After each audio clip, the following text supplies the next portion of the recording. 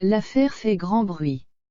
Le procès s'ouvre lundi 29 novembre 2021 et pour 3 semaines aux assises de Montpellier.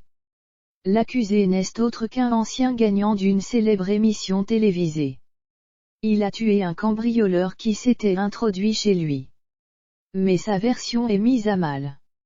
Explication: l'histoire fait froid dans le dos. En 2013, Daniel Malgouir ressort grand gagnant de l'émission de France 2, Le Jardin préféré des Français.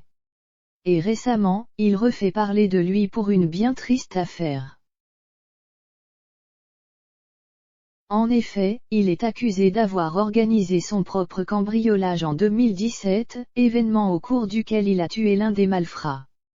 Le procès s'est ouvert lundi 29 novembre 2021, comme l'indiquent nos confrères du Parisien qui décrivent les faits comme une rocambolesque affaire de cambriolage mortel sur fond de gros sous et de coups tordus entre époux. Le 5 octobre 2017, Daniel Malgouir, 72 ans, et son ex-épouse sont victimes de homejacking dans leur domicile de Servian, dans l'Hérault.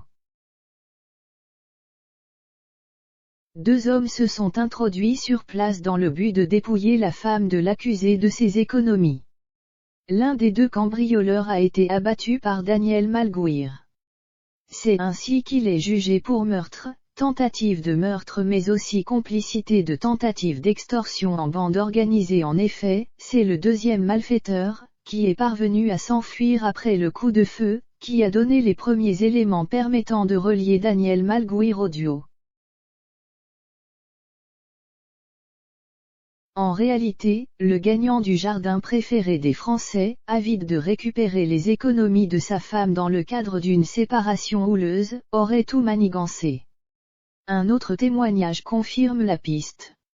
Richard Lope, éleveur de cheveux de la région et confident du couple Malgouir, indique qu'il aurait été en charge de recruter l'équipe et confie qu'il est bel et bien question d'un coup monté avec but financier juste avant le divorce.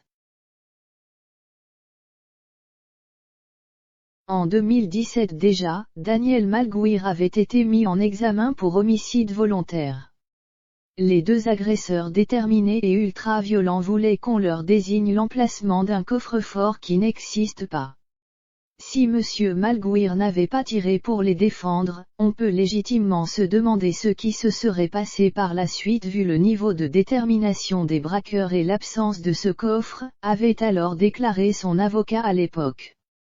4 ans plus tard, voilà que l'affaire connaît un nouveau rebondissement. Reste à voir le verdict au tribunal.